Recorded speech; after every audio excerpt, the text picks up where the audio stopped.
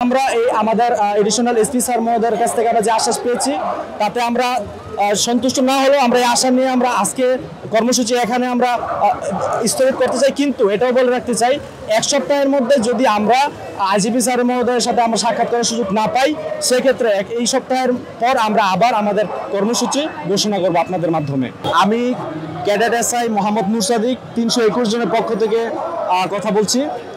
আজকে আমাদের একটা কর্মসূচি নিয়েছিলাম, মানববন্ধন কর্মসূচি আমাদের পুলিশ হেডকোয়ার্টারের সামনে, যেন আমাদের সাথে করা অন্যায়ের একটা সুষ্ঠু একটা তদন্তের মাধ্যমে আমাদের পুনর্বহাল করা হোক, এই দাবি নিয়ে আজকে আমাদের আইজিপি স্যার ব্যস্ততার কারণে উনি আমাদের সাথে সাক্ষাৎ করতে পারেননি। তবে ওনার পক্ষ থেকে একজন প্রতিনিধি হেডকোয়ার্টারের এডিশনাল এসপি নূর আলম স্যার, উনি আমাদের সাথে কথা বলেছেন আইজিপি স্যারের প্রতিনিধি হিসেবে।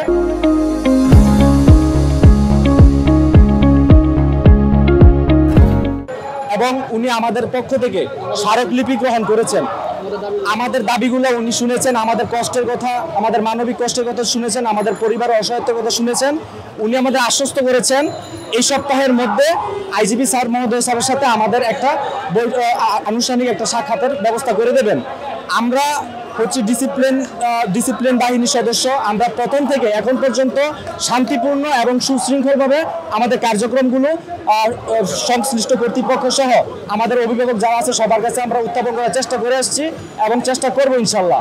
এখন আমরা এই আমাদের এডিশনাল এসপি স্যার মহোদয়ের কাছ থেকে আমরা যে আশ্বাস পেয়েছি তাতে আমরা সন্তুষ্ট না হলেও আমরা এই আশা নিয়ে আমরা আজকে কর্মসূচি এখানে আমরা স্থগিত করতে চাই। কিন্তু এটাও বলে রাখতে চাই, এক সপ্তাহের মধ্যে যদি আমরা আইজিপি স্যার মহোদয়ের সাথে আমরা সাক্ষাৎ করার সুযোগ না পাই, সেক্ষেত্রে এই সপ্তাহের পর আমরা আবার আমাদের কর্মসূচি ঘোষণা করব আপনাদের মাধ্যমে।